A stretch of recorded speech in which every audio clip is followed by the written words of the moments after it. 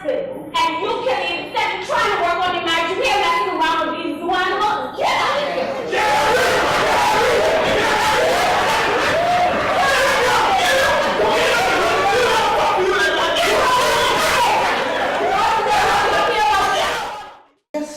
Being from Freeport, we're used to seeing that in Freeport players and Bahamas Guild and all that other stuff. But for me to write, it happened last year. Last year was the first, I think it was last year or the year before. Certain situations happened, and I'm not a talkative person, so I wrote everything down.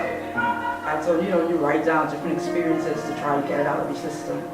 And someone said to me to try writing a script. And I was like, no. So I did it. I wrote Broken.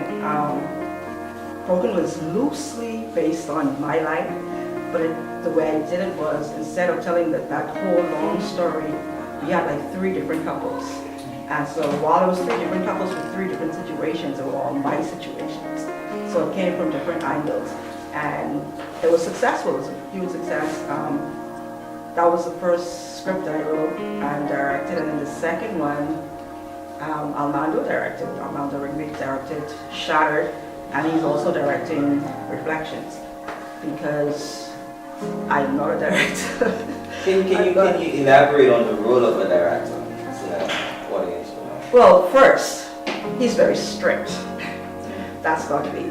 I'm going to ask you to do something, and then that's it. Whether you do it or not, I'm that person that's going to let you do how you do it, however you, not him. He's the general, and and you have to do it the right way, pretty much.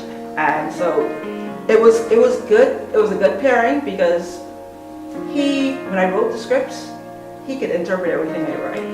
Because in practice, he'd be telling me, that's not what you wrote. That's not what you meant when you wrote that.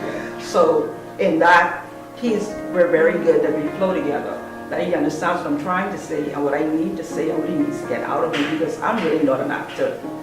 I never wanted to act. I never wanted to be on stage. But what happened was I couldn't find anybody that I felt comfortable playing my role. And so I ended up being that person.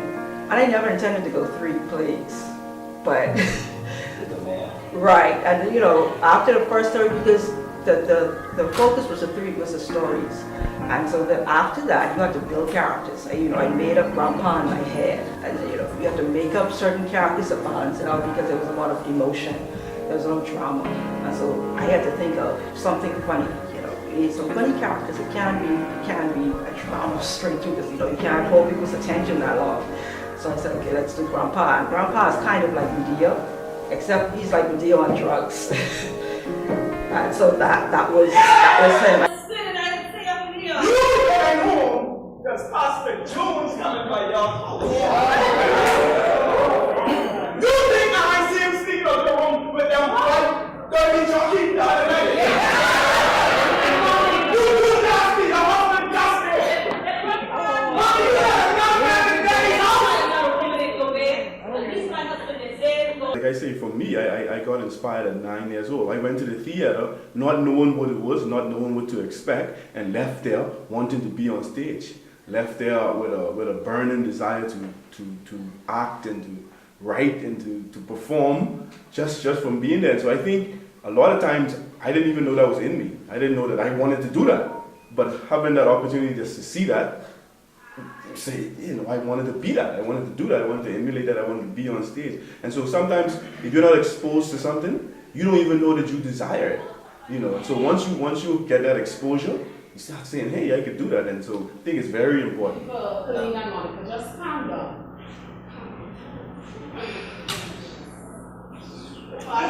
This is some good stuff. I should have bring my popcorn.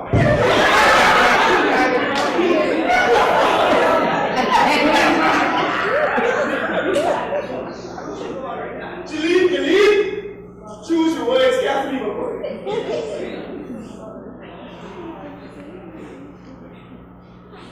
Look, I know I was wrong doing this in your house, right? What? Really? That was the wrong part? That was the wrong part. Get rid of it, please, listen. You say you moving on with your life. You put me out of my house and I ain't think God money in there. You fighting for divorce. You moving on with your life. So I did too. I always watch people like Denzel and the people we aspire to be like, and I'm always saying I'm gonna be the next Denzel one day. Like I really gotta do it. And this one time, my friend offered me, say, I know you wanna act.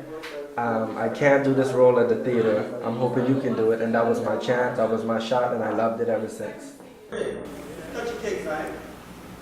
I want to do what I'm going to hear first.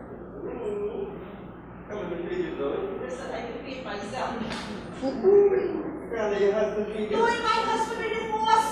Don't care if I find myself someplace. Eat the cake out of me. Eat the cake out of me. Eat the cake. Well, in the eyes of the Lord. You better go talk to God about that. And we go again. Look at that. Now, y'all spoiling your son's birthday. Shut up, silly. Eat the cake out of me. Eat the cake. Grandma, sit down. That's why, Gabby, put your behind on now. You know, people actually know us by our character names. You go out and people like Grandpa and Zoe. People still call me Zoe. So I'm like, okay. But so you have people that go from the first play to the third play, and they're very invested. And so there's a certain way they want to see it end. And so the goal for me was to make sure you close every storyline, to make sure everything comes full circle, every question is answered. And so when they saw the script, they were able to say, well, my character wouldn't do this or whatever else. So that was the more important part. Now, in terms of acting it out, this one is the funniest one. Oh, wow. And I think it's because I knew it was the end and he could just go crazy, just be loose. And so this is the most fun that we've had. This is a lot of fun. Like tonight I'm playing Elliot. The first time I played a role, we did Scrooge, and I played Bob Cratchit.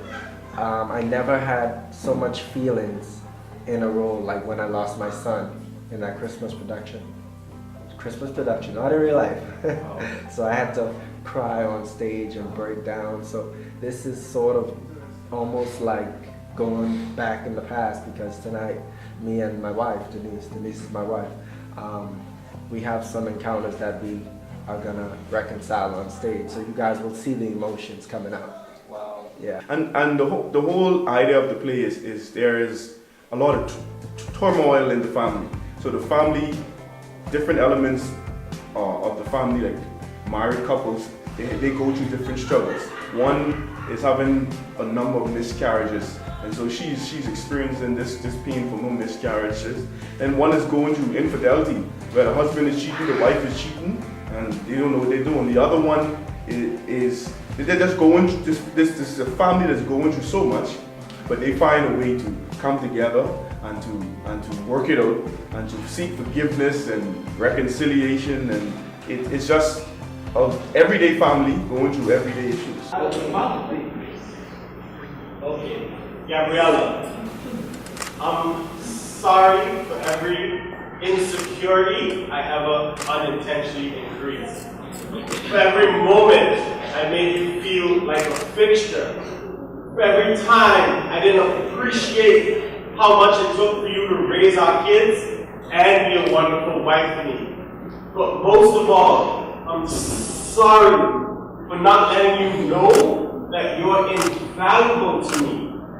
Baby, I am so sorry. But if you want me, then you gotta fight for me. Because I'm fighting like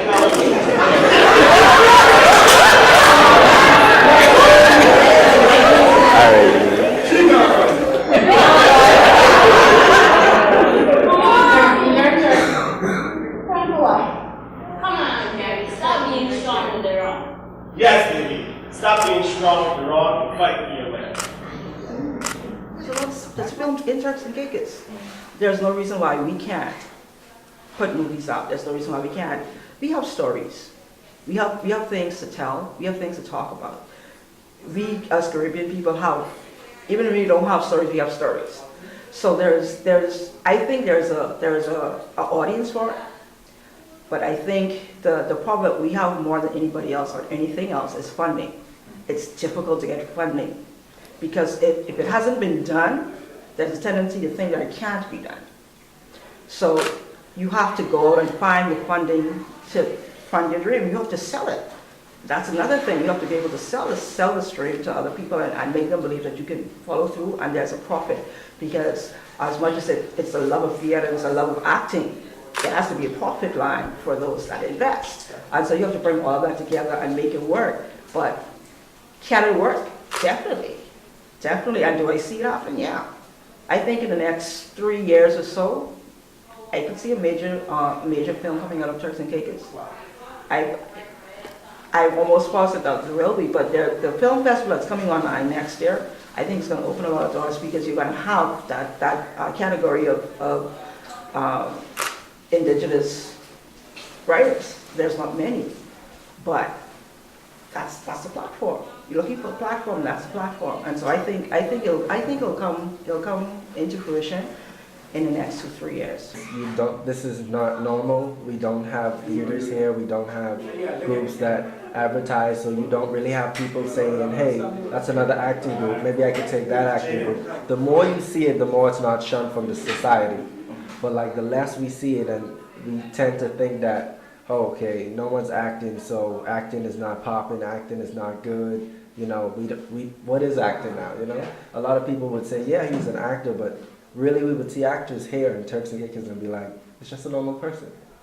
But no one knows what they go through just to be on camera. One of the things is we have, in Turks and Caicos, we don't have a theater group per se, right? We do have like Friends of the Arts, and they do shows. In terms of locals, you know, like we don't have a group that you could draw talent from and have an audition and then put people on stage. And so what the challenges was first of all finding people that are interested, and finding people that were committed, and then finding people that actually have the talent and the ability to do it. And so once you get that was like good. We was able to, because even from the first play to now, we had some characters change or move in and move out because some people move on and wasn't interested anymore. And so the challenge is just finding a core group of people who are interested in the arts, who is willing to put in the work, and who is willing to work just for the love of theater.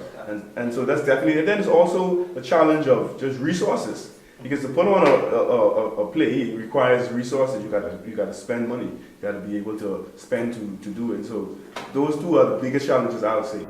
Somebody better say who this child is, so I can bury my husband and his soul rest in peace. Please, you know he's saying over people. Ask. Please, just shut up. Hold on. She disturbing my daddy, you know. So you know this woman? Listen, Ashley, you need to sit down. Who is this child? People ain't know who you Why is. you not asking that up? It's better to be a long time. Ask her. Who she is, mommy? Listen, this ain't the place for this. But since you want to stop acting foolishness, Gabby, Jim, that's your sister Ashley.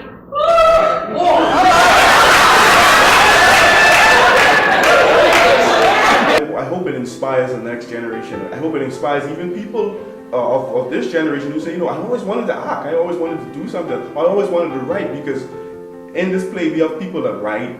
You don't have to want to be on stage to be a part of the performing arts. You could be a writer and you say, you know what, I could write plays, but I can't act.